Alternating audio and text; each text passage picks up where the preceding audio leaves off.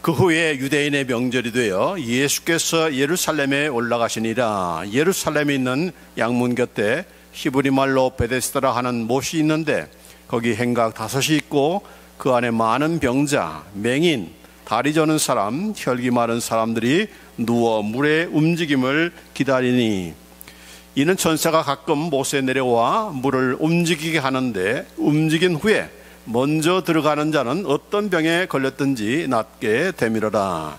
거기 38회 병자가 있더라. 예수께서 그 누운 것을 보시고 병이 벌써 오래된 줄 아시고 이르시되 네가 낫고자 하느냐? 병자가 대답하되 주여, 물이 움직일 때에 나를 못에 넣어주는 사람이 없어 내가 가는 동안에 다른 사람이 먼저 내려가나이다. 예수께서 이르시되 일어나 네 자리를 들고 걸어가라 하시니 그 사람이 곧 나와서 자리를 들고 걸어가니라. 이 날은 안식일이니 유대인들이 병 나은 사람에게 이르되 안식일인데 네가 자리를 들고 가는 것이 옳지 아니하니라. 대답하되 나를 낫게 한 그가 자리를 들고 걸어가라 하더라 하니, 그들이 묻되 너에게 자리를 들고 걸어가라 한 사람이 누구냐 하되 고침을 받은 사람은 그가 누구인지 알지 못하니, 이는 거기 사람이 많으므로 예수께서 이미 피하셨습니다. 그 후에 예수께서 성전에서 그 사람을 만나 이르시되 보라, 네가 나았으니 더 심한 것이 생기지 않게 다시는 죄를 범하지 말라 하시니, 그 사람이 유대인들에게 가서 자기를 고친 일은 예수라 하니라. 그러므로 안식일에 이러한 일을 행하신다 하여 유대인들이 예수를 박해하게 된지라. 아멘. 오늘은 우리 예수님의 7표적 가운데 세 번째 표적, 38년 된 그런 병자를 고치는 그런 사건을 우리가 함께 보도록 하겠습니다.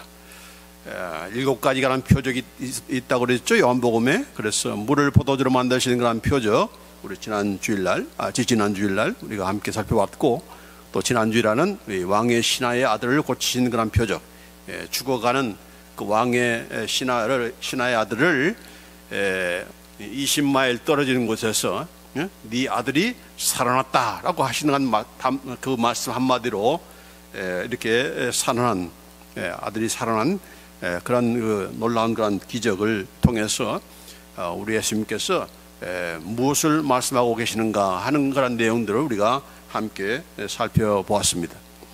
오늘은 38년 된 병자를 고치는 그런 표적인데, 우리가 많이 그런 들어본 그런 내용 가운데도 하나죠.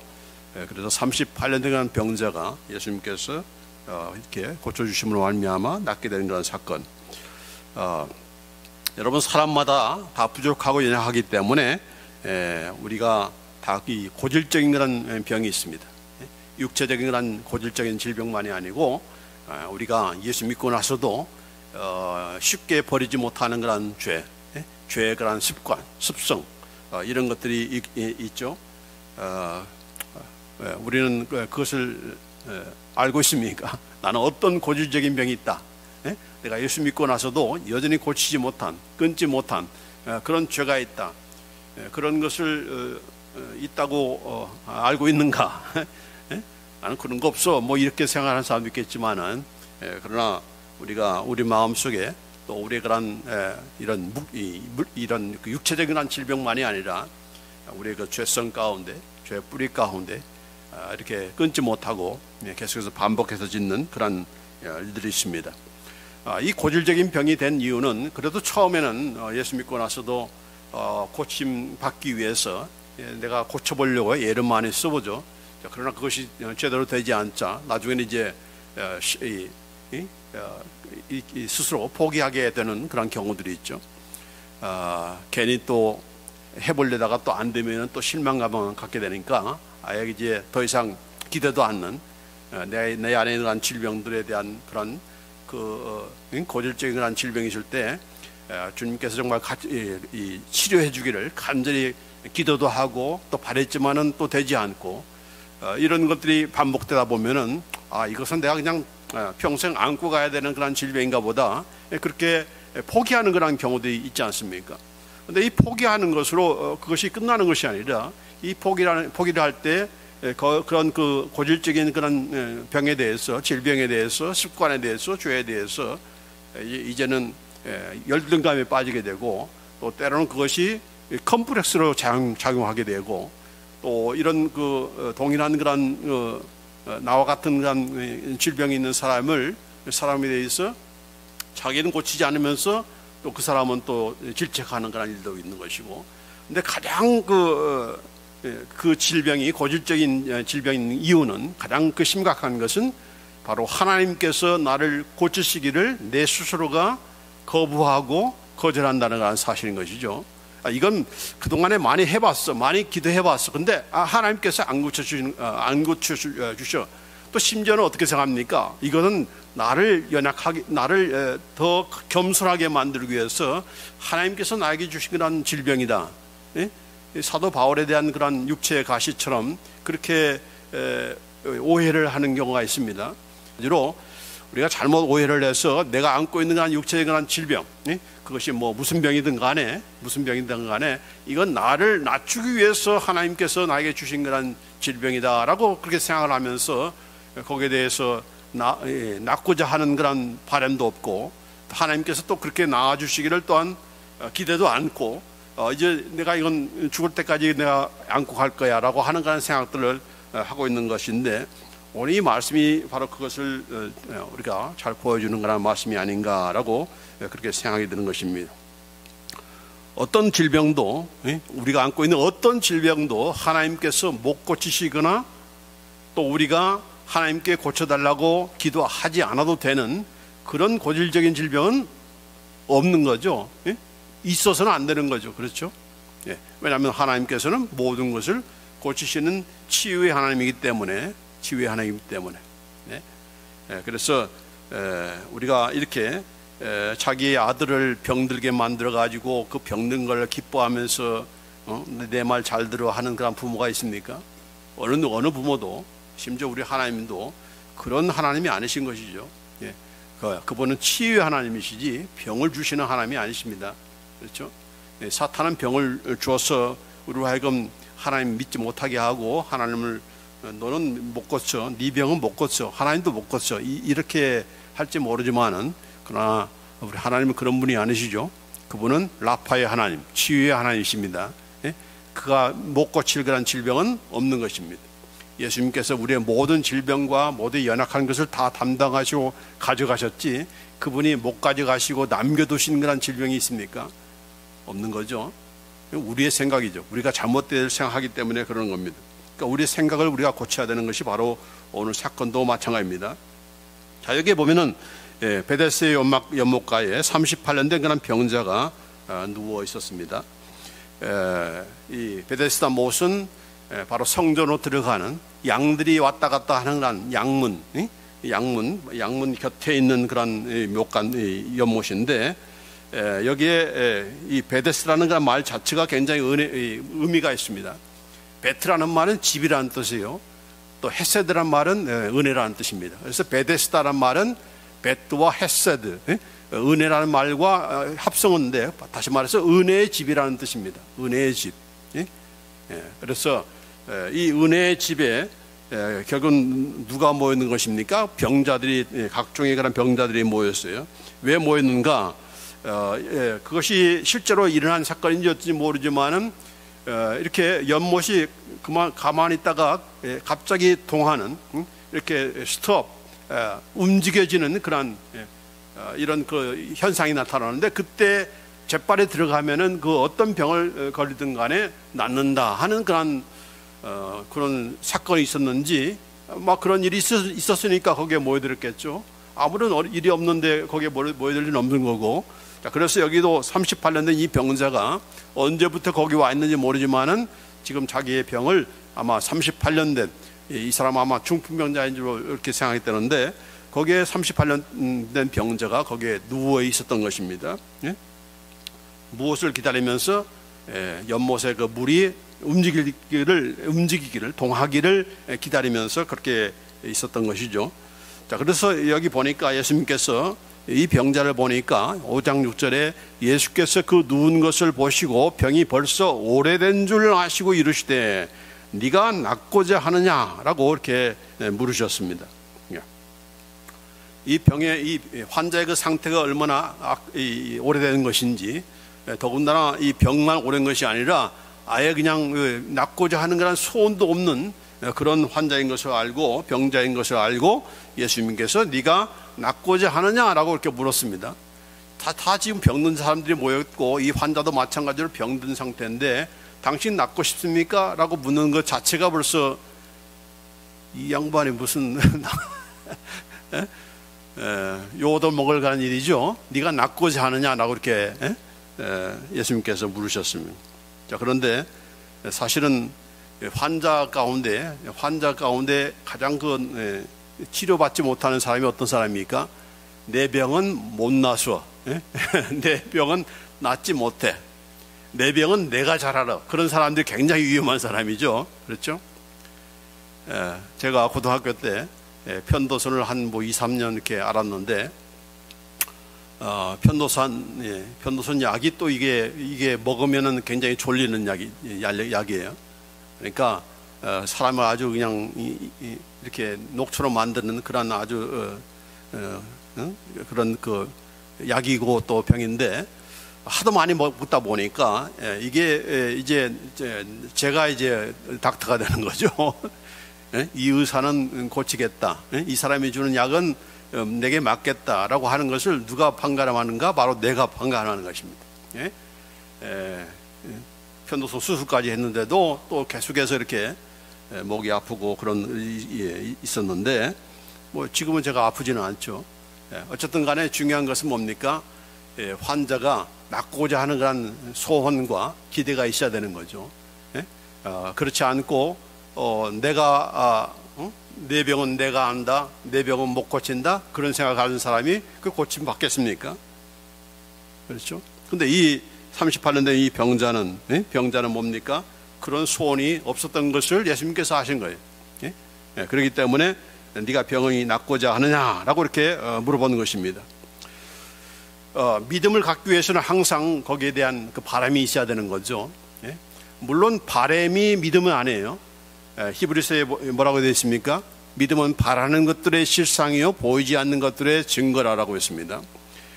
바라는 것이 우리가 어떤 소원을 갖는 것, 기대를 갖는 것, 그것이 믿음은 아니에요. 그러나 믿음이라고 하는 것은 항상 이런 바라는 그런 소원과 기대와 이런 것들이 함께 거기에 있어야 되는 거죠. 이걸 잘못 알아가지고 잘못 거꾸로 생각을 해서 우리가 어떤 상상을 하라. 유튜브에 보니까 뭘 상상하라는 얘기요. 돈이 없느냐? 돈이 있는 것을 상상하라. 그래서 상상하면은 갑자기 어디에 숨어 있는 그 돈도 발견된다는 거예요. 그걸 뭐라 그러냐? 뭐 뿅뿅 돈이라는 뭐 이렇게 말을 하더라고. 이상한 같은 집단들이 많아요. 그러니까 이런 우리의 믿음이라는 것은 상상과 어떤 적극적인 사고 방식, 무슨 바람, 소원이 이렇게 진해지면 그것이 현실로 이루어진다, 그런 것이 믿음은 아니죠. 믿음은 뭡니까? 누구를 믿는 거죠? 우리는 하나님을 믿는 거죠. 하나님이 모든 것을 가능케 하신다, 모든 것을 치유하신다, 모든 것을 풀어주신다. 그 하나님 때문에 우리가 기대감을 갖는 것이고, 하나님 때문에 우리가 소원을 갖는 것이지, 하나님 제외한 어떤 우리의 상상력을 동원하고 우리의 바람을 동원하는 것은 그걸 믿음이다? 아닌 거예요. 그건 믿음이 아니죠. 그건 믿음이 아니에요. 믿음을 잘못 오해한 거죠. 그러나 어쨌든 간에 이 믿음을 갖기 위해서는 마음에 그런 소원이 있어야 되는 거예요. 내가 낫고자 싶어하는 그런 마음이 있어야 되고, 그런 소원이 있어야, 그래야 예수님을 붙잡고 하나님을 붙잡고 하는 거 아니겠습니까? 자, 그래서 이런 그 소원이 없기 때문에 예수님께서 이 38년 된 이 병자에게 네가 낫고자 하느냐라고 이렇게 물은 겁니다. 왜요? 낫고자 하는 건 소원을 일으키기 위해서. 성경에 보면, 요한계시록에도 보면은 22장 17절에도 또 원하는 자는 값없이 생명수를 받으라 하시더라. 어떤 자에게 생명수를 주는 것입니까? 원하는 자에게 주는 겁니다. 원하는 자에게, 구원을 받고 싶은 자에게, 영생을 얻고 싶어하는 자에게 영생을 주고 구원을 주신 것이지, 원하지도 않는데 주는 것은 없어요. 왜 안 주십니까? 그렇게 주면은 이게 누가 주신 건지는 모르기 때문에. 내가 운이 좋았어, 내가 이렇게 둘러대기 때문에 항상 그 원하는 것을 먼저 끄집어내시고, 또 그 원함을 누가 주는 것인가? 내가 주는 것이다. 그래서 이렇게 예수님께서 고쳐주는 것이죠. 그렇기 때문에 우리에게 원함을 원하는 거예요. 우리가 소원하는 것을 소원을 원하는 것이고 네가 낫고자 하느냐라고 묻게 되는 것입니다. 자, 그런데 이 사람이 뭐라고 했습니까? 예, 내가 낫고 싶습니다. 그걸 말이라고 하십니까? 예? 내가 낫고자 지금 여기에 있는 거 아닙니까? 라고 이렇게 반박하는 것이 아니라 왜 내가 여태까지 못 낫고 있는가라고 하는 그런 자기 변명을 여기에 끄집어 놓고 있는 것입니다. 요한복음 5장 7절 말씀에 병자가 대답하되 주여 물이 움직일 때 나를 못에 넣어주는 사람이 없어 내가 가는 동안에 다른 사람이 먼저 내려가나이다. 나만 뭐라고 하지 마십시오 하는 겁니다. 왜 나만 뭐라고 하십니까? 내가 잘못입니까? 아니죠. 나를 그 물이 동할 때에 넣어줄 사람이 없기 때문에 내가 스스로 일어날 수 없는 거기 때문에 그런 사람이 없어 내가 지금 이렇게 못 낫고 있는 것이지 왜 나를 가지고 그러십니까? 라고 지금 예수님께 이렇게 항의하는 거죠. 자, 그런데 보십시오. 여기에 모여있는 모든 사람들이 다 병자들이 온 겁니다. 그렇죠? 성한 사람이 거기 왔겠습니까? 그렇죠? 다 병자들이고 전부 다 무엇을 좀 준비하고 있는 거죠? 물만 동하라, 물만 움직이라, 나는 들어간다. 예? 그 가운데 무슨 누가 먼저 왔는가 그걸 따질 사람이 있습니까? 예? 당신은 38년 됐으니까 당신 먼저 들어가. 나는 좀 이제 막 아프기 시작하니까 나는 나중에 들어가게. 그렇게 양보할 사람이 누가 있겠습니까? 아무도 없는 거죠. 예? 누구든 내가 먼저 들어간다. 예? 내가 먼저 들어간다는 생각을 가지고 거기에 모이던 사람인데 누가 넣어줄 사람이 여기에 있겠습니까? 더군다나 여기 보니까 지금 이 사람의 곁에는 아무도 없었어요. 자기 식구도 없고 친구도 없고 도와줄 사람도 아무것도 없었어요. 그러니까 설사 이렇게 물이 동해서 사람들이 들어갈 때마다 어떤 생각하겠습니까? 그걸 들어가서 낫는 사람을 축하해 주는 것이 아니고 이 자기밖에 모르는 사람들, 이렇게 사람들을 막 이렇게 비난하고 자기를 돌보지 않는 것에 대한 그런 원망으로 가득 차는 것이죠. 그러니까 이 원망과 불평과 자기 자신에 대한 그런 처지의 그런 이런 안타까운 그런 자기 현실에 대해서 이렇게 다른 사람을 더 불레임하는 그런 차원에 있었던 것이죠. 그래서 이렇게 참 들어가는 사람들 또 주위에 있는 그런 사람들 보면서 정말 주위에 대한 그런 모든 사람에 대한 그런 이런 적대감과 이런 몰인정하고 이런 자기밖에 모르는 그런 냉랭함에 대한 그런 비난과 불만을 퍼부은 것이고 그걸 바로 예수님 앞에 내려놓은 것이죠. 내가 이루고 싶어서 이런 게 있는 것이 아닙니다. 나를 넣어주는 사람이 없어가지고 이러고 있는 것입니다라고 그렇게 예수님께 답변을 한 것이죠. 이게 바로 오늘 우리의 현실인 것입니다. 모두가 다 자기밖에 모르는 그런 이런 사람들인 것이지 누가 누구를 위해 준다? 그것도 자기가 여유가 되니까 그렇게 위해 주는 것이지 딱 같이 보면은 자기가 급하면 자기가 위급하면은 나 먼저 살고 보자는 얘기지 누구 살려주고 당신 먼저 이렇게 나으라라고 할 그런 양보할 사람이 누가 있겠습니까? 이게 바로 이 세상의 그런 현실이고 또 사람인 것이죠. 그런 자에게 누가 찾아오신 것입니까? 예수님께서 찾아오신 것이죠. 근데 재밌는 것은 이 베데스라는 말이 바로 아까 은혜의 집이라고 했습니다. 은혜라는 것이 뭐죠? 은혜라고 하는 것은 내가 누리고 있는 어떤 행적이 페이버가 다른 사람 때문에 온 그런 다른 사람이 베푸신 그런 배려 때문에 내가 누리게 되는 거. 이게 바로 은혜인 거죠. 내가 해서 내가 뭘 이루어서 성취한 것은 그 은혜가 아니고 내 공적이죠. 내가 한 행위에 대한 마땅한 그런 대가인 것이죠.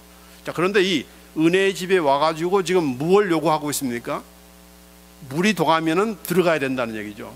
내가 해야 되는 거예요. 그러니까 은혜의 집에서 은혜와 정반대되는 지금 행위를 요구하고 있어요. 이게 모순인 거죠. 그렇죠? 은혜의 집에 와서 은혜를 받는 것이 아니고 은혜의 집에 와서 내가 액션을 취해야 되는, 내가 행동하지 않으면 그 은혜를 누리지 못하는, 이 서로 모순된 그런 이런 사회, 이런 그 현실이 바로 오늘 우리의 그런 세상과 똑같다 하는 것을 보여주는 겁니다. 자, 그래서 예수님께서 바로 은혜를 베푸시는 그 집에, 은혜의 집에 누가 오셨습니까? 은혜를 베푸시는 예수님께서 오신 것이죠. 그런데 은혜를 베푸시는 그 예수님을 어느 누구도 도와달라고, 나에게 은혜를 베풀어 주십시오라고 요구하는 사람이 아무도 없었다는 얘기죠. 아무도 없었다는. 그분이 말씀하시면 고치시고, 물을 통해서가 아니라 그분의 말씀만으로도 고치시는 것은 예수님인데, 어느 누구도 예수님을 기대하지 않고 예수님이 고쳐줄 거라는 것을 기대도 않고, 어쨌든 간에 물만 동하라, 물만 움직여라. 그건 그러면 나는 즉각에 내가 뛰어 들어간다. 물만 바라보고 있네. 물만 바라보고 있는 거예요. 그래서 예수님께서 여기에 오셔가지고 결국은 은혜를 베푸심으로 고쳐주신 것입니다. 어떻게 고쳐주셨어요?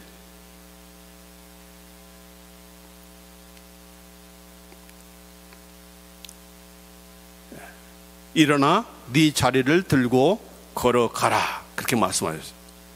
자, 여기도 마찬가지예요. 재밌는 것은 보통 예수님께서 일어나 네 자리를 들고 걸어가라 하면은 걸어가는 중에 고침받는다든지 그럴 텐데, 이 환자의 경우는 그렇게 말씀하시니까, 여기 8절로 9절에 뭐라 했습니까? 예수께서 이르실 때 일어나 네 자리를 들고 걸어가라 하시니 그 사람이 곧 나서 자리를 들고 걸어가리라 했어요. 낫고 나서 걸어가는 겁니다. 그러니까 다른 사건하고 조금 다른 거예요. 그 예수님의 말씀 따라서 그 말씀대로 행동했더니 낫고 걸어가게 됐다. 그렇게 그런 현상들이 대부분인데, 그런데 여기에는 완전히 은혜를 베푸시면, 다시 말해서 예수님께서 네 자리를 들고 걸어가라라고 하면서 그 말씀이 떨어짐과 동시에 그가 나아가지고, 그가 완전히 나아서 이 병자가 이제 자기 그동안에 깔고 있었던 그런 자기 돗자리를 이렇게 들고 걸어가게 되었다라고 이렇게 된 것입니다. 그러니까 은혜의 집에 오셔서 은혜를 베푸심으로 이 38년 된 그런 병자를 고치신 것입니다. 그게 바로 오늘 이 사건에서 중요한 그런 우리가 봐야 될 그런 내용인 것이죠. 우리가 가지고 있는 모든 믿음도 사실상 누가 주신 것입니까? 우리가 가지고 있는 믿음도, 그 믿음마저도 우리 예수님께서 주시는 것이죠. 하나님의 선물이죠. 믿음은 우리 하나님께 주신 선물이다. 근데 이 하나님께 주신 건 선물인 것을 우리가 때로는 망각하고 모르고 그것이 얼마나 큰 은혜라는 것을 우리가 깨닫지 못하고, 자꾸만 우리가 어떻게 해보려고, 우리의 힘으로 해보려고 하는 그런 생각들이 있게 되는 가운데, 결국은 뭡니까? 자꾸 이제는 내 힘으로 자꾸 하려고 하는 거예요. 믿음도 내 힘으로 한번 해보려고, 내가 믿어보려고 하고, 내가 고쳐보려고 하고, 내가 내 고질적인 질병도 한번 치유해보자, 그러는 거예요. 그러다 보니까 뭡니까? 은혜를 베푸시는 그 하나님께는 자꾸만 멀어지게 되는 것이고, 그분께 도움을 청하지 않게 되는 것이고, 그러다가 안 되면 이제 이건 하나님께서 그냥 안고 살으라는 그런 표시인가 보다라고 하면서 밤낮 이렇게 돌아가실 때까지 그 병을 안고 이렇게 살아가는 그런 신자들이 있게 된다는 얘기입니다. 아니다는 거죠. 우리는 은혜로 태어났고 은혜로 살아갈 자이고, 은혜로 우리의 고질적인 질병도 치유받을 수 있는 그런 우리다 하는 것입니다. 그래서 가장 그 힘든 사람이 뭡니까? 고침받지 못한 사람이 뭡니까? 내 병은 내가 알아. 이건 안 돼. 어느 누구도 못 고쳐. 무슨 어떤 내가 약이라는 약은 내가 다 먹어봤어. 안 돼. 이런 사람이 굉장히 힘든 사람이에요. 이게 바로 38년 된 병자와 똑같은 사람이에요. 그러면서 뭘 합니까? 자기를 합리화하는 거죠. 내가 왜 이렇게 된 줄 알아? 주위의 사람들이 이래서 그러는 거야. 이 사람들을 원망하고, 이상한 닥터 만났어, 이상한 이런 그 약을 먹어가지고 내가 이렇게 된 거야라고 하면서 자꾸 다른 사람만 블레임하는 거죠. 아니다 하는 겁니다. 아니다. 근데 감사한 건 뭐예요? 바로 은혜의 현현이신, 은혜를 베풀어 주시는 예수님께서 지금 내 곁에 와서 계신다. 지금 서 있다 하는 것입니다. 그러면서 하시는 말씀이 야, 너 정말 낫고 싶어? 그렇게 묻는다는 얘기죠. 예?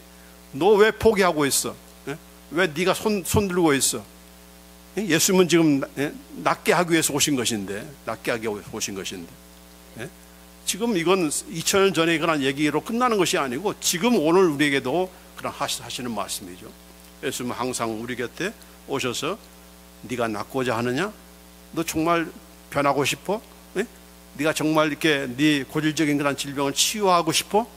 그런 마음의 그런 소원을 우리에게 일으켜 주시면서 한번 네가 해봐 이게 아니죠. 예수님께서 고쳐주신다. 네가 손 들고 네가 고쳐달라고 하면 우리 주님께서 고쳐주신다라고 하는 아주 심플하면서도 그러나 가장 은혜로 누리는 그런 비결인 것이죠. 그럼 우리가 되기를 원하는 것입니다.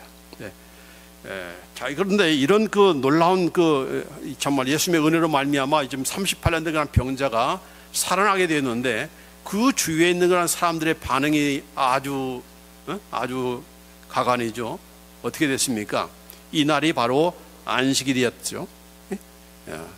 이 사람이 나와서 자리를 들고 걸어가니라 이 날은 안식일이니라고 하면서 어떻게 됐습니까? 나중에 유대인들이 병 나은 사람에게 이르되 안식일인데 네가 자리를 들고 가는 것이 옳지 아니하다 했습니다.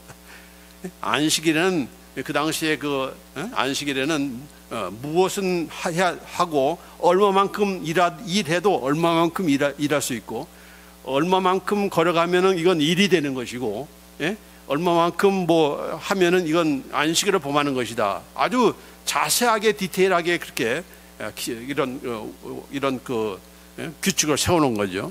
그래서 지금 더군다나 지금 안식일인데 안식일은 일을 하지 말아야 되는데 안식일에 네가 자리를 들고 가? 그렇게 이렇게 뭐라고 했어요? 그러면서 이건 옳지 않다. 옳지 않다. 안식일에 일하는 것은 옳지 않다라고 하면서 이 병자에게 이렇게 도대체 누가 그렇게 너로 하여금 그렇게 일을 하게 했느냐라고 하면서 한 거죠. 이게 바로 참 누구입니까? 이 하나님을 안다고 하는 그런 사람들, 하나님을 믿는다고 하는 사람들이 보여주는 이 정말 가장 기뻐해야 되고 그 어떤 누구보다도 지금 38년 동안 이렇게 병 가운데서 고생했으니까 이런 살아나고 걷게 된 거 보면은 얼마나 우리가 함께 기뻐해야 될입니까? 막 할렐루야 하면서 우리가 도대체 누가 너를 고쳐주냐? 우리가 그분께 정말 감사드리자 이렇게 나와야 되는데 그게 아니고 뭐예요? 오히려 야 누가 너를 이렇게 일하게 했어? 그렇게 물어본 겁니다. 자, 그런데 뭐라고 했습니까? 고침받은 사람은 그가 누구인지 알지 못하니 이는 거기 사람이 많음으로 예수님께서 이미 피하셨음이라. 나도 몰라. 나를 고치신 어떤 분이 와가지고 일어나 걸어라라고 해서 자리를 들고 걸어가라 해서 내가 했더니만 이렇게 고침받았어 라고 하면서 이렇게 그가 누군가를 나도 모른다. 이 말은 뭡니까? 내 책임 아니야. 안식일에 일하는 거 내 책임 아니야. 그렇게 이게 발표한 거죠. 이 사람이 예수님께서 자기를 고쳤다는 것을 뭐 그 순간에 왜냐하면 예수님께서 그냥 피했으니까 바로 피했으니까 모를 수도 있죠. 그러나 계속 몰라야 될 그런 자기 입장입니까? 아니죠. 지금 38년 동안 병 가운데 있었다가 지금 고침받았으니까 이분이 정말 어떤 분인지 내가 그분께 내가 감사를 드리고 싶다. 내가 정말 그분을 만나고 싶다라. 아마 그렇게 생각한다면은 당장 뭐 그분이 누군가를 알 수 있겠죠. 예수라는 그런 사람이 바로 자기를 고쳤다는 것을 바로 알았을 텐데 더군다나 지금 유대인들이 와가지고 안식일을 범했다, 안식일을 일했다라고 하니까 이거 그대로 그냥 묻어가야지 괜히 나섰다가는 내가 지금 나은 것으로 끝나는 것이 아니라 이게 내가 좀 돌 맞아 죽겠네 그렇게 생각했다는 거죠. 이게 바로 인간의 모습이죠. 하나님께서 고쳐주셨는데 하나님께서 고쳐줬다고 이렇게 말하면은 사람들이 나를 이상해 볼까봐 그걸 내색도 안 하고 그냥 내가 이렇게 나왔어 이렇게 말하는 그런 신자들도 있다는 것입니다. 그럴 수도 있는 거죠. 자, 그런데 그런 모습을 누가 잘 아십니까? 예수님께서 하시는 거죠. 그래서 예수님께서 찾아오신 것입니다. 어디로 찾아오셨습니까? 바로 성전으로 찾아오셨어요. 그 성전에 지금 이 38년 된 병자, 나은 그 병자가 거기에 와 있었던 거예요. 아마도 이 병자를 친히 찾아가서 만나기 위해서, 왜냐하면 그 예수님께서 하신 말씀이 있기 때문에 그렇습니다. 어떤 말씀 하셨는가?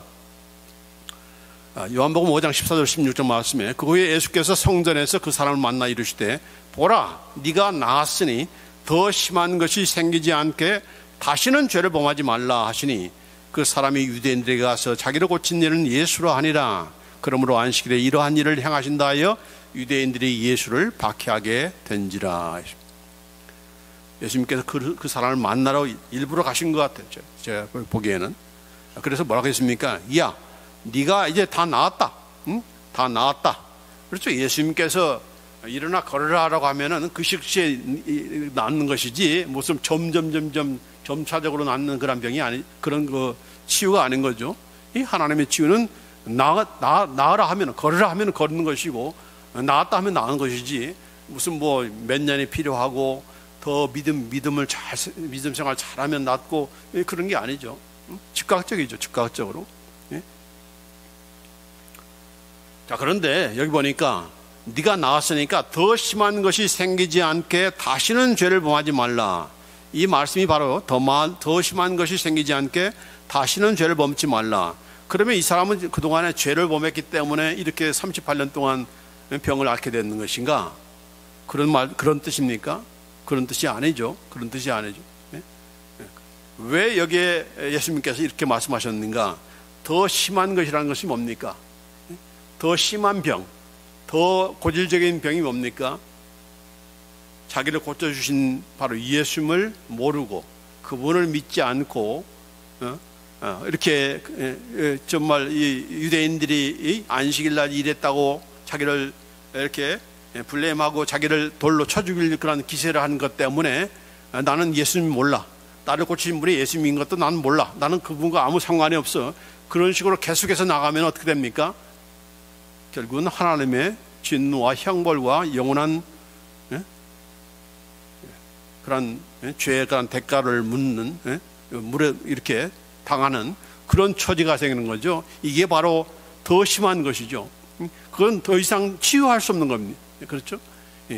예수님을 믿지 않고 거부함으로써 이렇게 하나님의 진노를 받는 것은 더 이상 치유 방법이 없는 거죠. 그래서 그 더 심한 것이 생기지 않게 다시는 죄를 범하지 말라라고 그렇게 예수님께서 경고를 날리신 것이죠. 자, 그런데 어떻게 했습니까? 이 사람은 즉시로 유대인들에게 가가지고 자기를 고친 사람은 예수다, 그렇게 폭로한 것입니다. 지금 이 38년 된 병자가 지금 상태가 어떻다는 것을 우리가 알 수가 있죠. 아니, 자그마치 38년 동안 병들었던 그런 자인데 예수님께서 그렇게 고쳐주셨으면 어떻게 해야 마땅합니까? 사람들이 왜 너 안식일날 이렇게 일했어?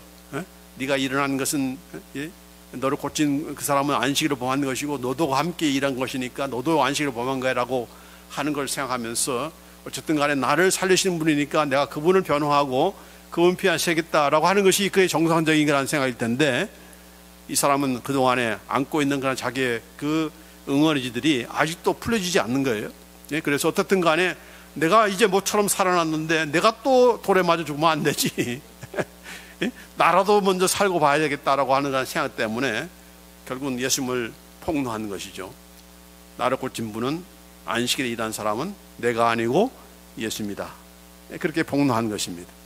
그래서 어떤 일이 벌어졌습니까? 비로소 유대인들이 예수님을 이제 안식일에 일한 것 때문에 핍박하게 되는 그런 일이 벌어진 게 된 것이죠.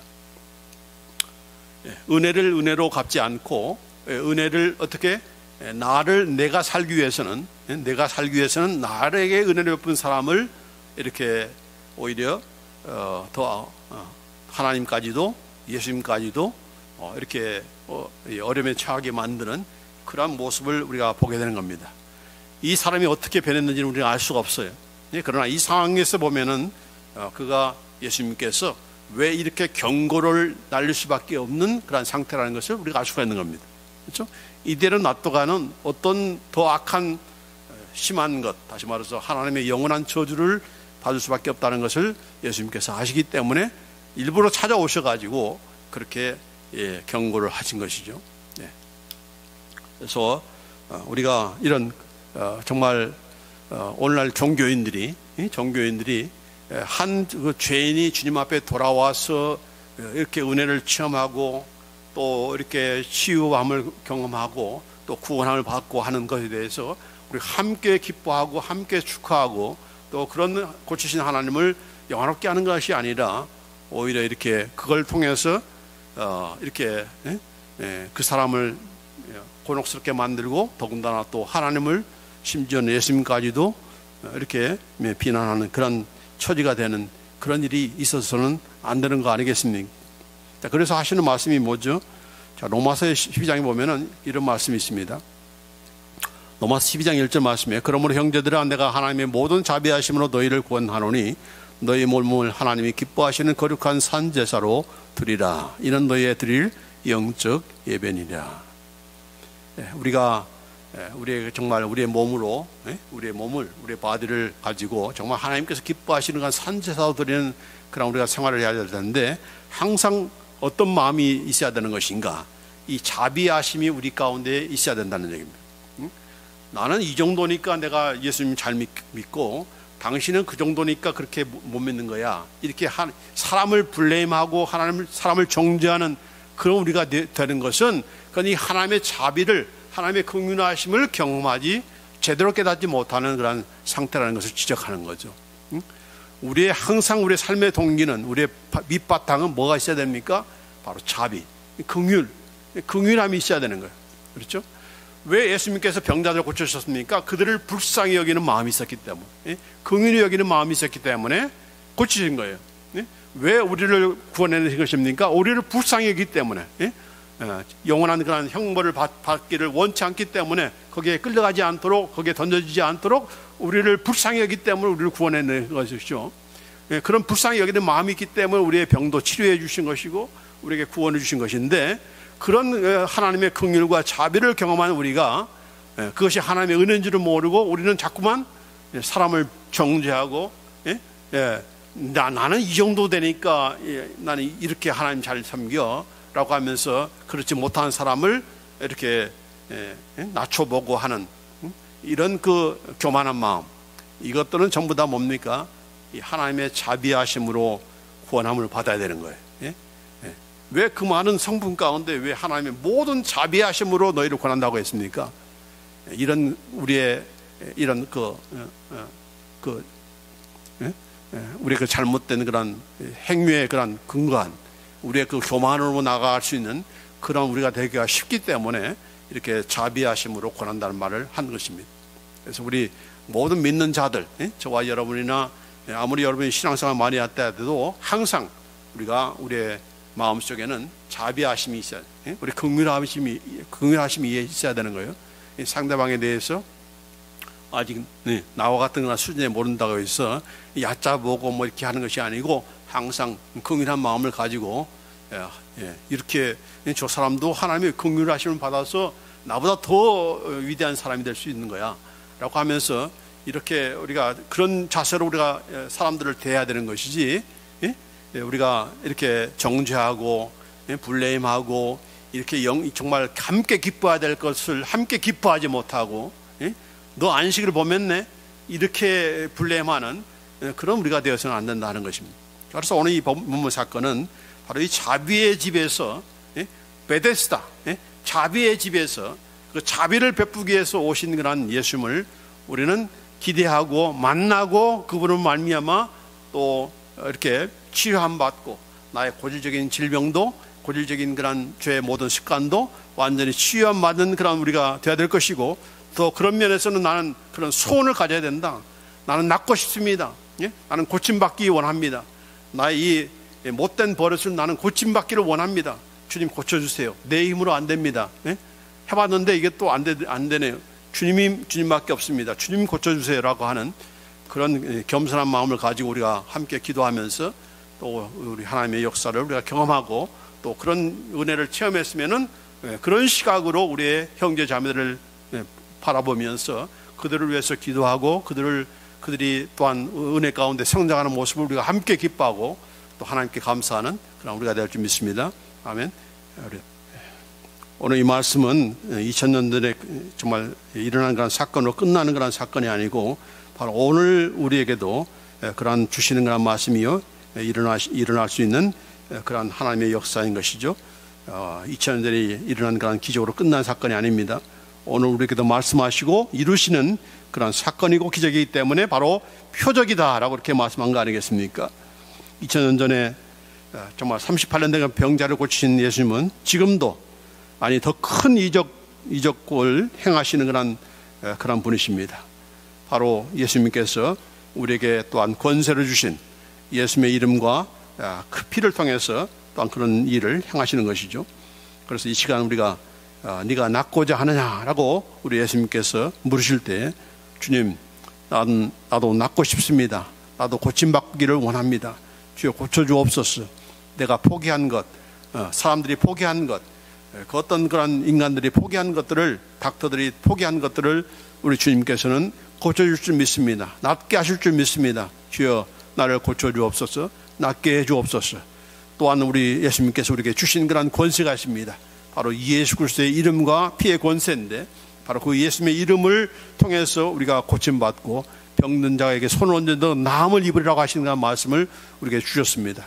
이 시간 우리 주님께서 고쳐줄 줄 믿고 확신하는 그런 가운데서 나사렛 예수 그리스도의 이름을 명하노니 고침받을지어다 나음을 입을지어다. 내가 포기하고 내가 간구하지 않았던 것도 이 시간 주님 낫기를 원합니다 라고 간구하며 나의 질병을 고쳐주옵소서. 나의 못된 그런 습성을 주여 고쳐주옵소서. 새롭게 하여 주옵소서. 우리가 이 시간 간절히 원하면서 주님 고쳐줄 줄 믿습니다. 나사렛 예수의 이름으로 고침받을지어다 나음을 받을지어다. 예수 그리스도의 보혈의 그런 피를 뿌립니다. 우리 예수님의 보혈의 피는 바로 모든 것을 정결케 하고 깨끗게 하는 그런 파워가 있습니다. 우리 예수 그리스도의 그의 피를 뿌려오니 이제 내 안에 있는 모든 더러운 것들, 더러운 바이러스들, 더러운 그런 모든 그런 이런 질병들, 악종들 이런 것들이 다 이제 예수 그리스도의 피로 말미암아 깨끗해질지어다 정결케 될지어다. 주님 감사합니다. 주님의 말씀은 신실하시고 그대로 이루시고 우리가 주신 그런 권세를 우리가 주님의 이름으로 명할 때 주님의 그런 피로 우리가 발을 이렇게 뿌릴 때 역사하시고 내가 시행하리라고 하신 그런 말씀을 저희가 믿습니다. 그대로 우리에게 이루어진 줄 믿고 감사를 드립니다. 네 자리를 들고 일어나라 하실 때 즉각적으로 일어나게 참 낫게 하셨던 그런 우리 예수님, 우리가 믿음이 때로는 연약할 때에 우리가 스스로 포기할 때 우리를 낫게 하시고 또 일으켜 세우시는 그런 것을 제가 이렇게 오늘 말씀을 통해서 깨닫습니다. 주여 나의 모든 연약한 것, 내가 포기한 것 이제 다시금 주님께 바라며 주님을 향하여 이렇게 간구하오니 주여 이루어 주시옵소서. 이미 이루어 주신 줄 믿고 감사와 영광을 올려드립니다. 영광 받아 주시옵소서. 크신 하나님, 위대하신 그런 하나님, 2000년 전만이 아니라 오늘 이 시간에도 우리와 함께 하셔서 우리에게 은혜를 베푸시기를 원하시는 한 주님, 주여 주의 은혜를 베풀어 주옵소서. 우리 각자에게 주님의 은혜를 베풀어 주옵소서. 치유의 은혜를 베풀어 주옵소서. 구속의 은혜를 베풀어 주시옵소서. 응답의 은혜를 베풀어 주시옵소서. 모든 은혜를 베풀어 주신 하나님께 감사와 영광을 올려드리며 우리 주 예수 그리스도의 이름으로 기도합나이다. 아멘.